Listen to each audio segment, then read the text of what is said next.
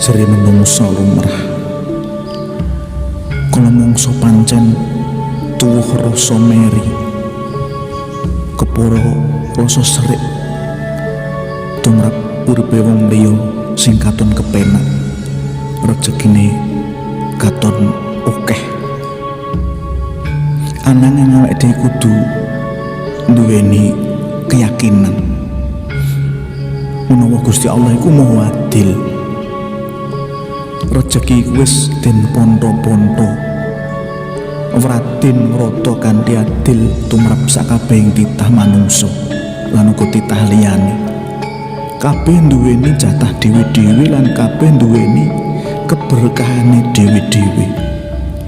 Mula simbah ndunungake yen manungsa ki uripe mung wang sinawang. Mula kudu pinter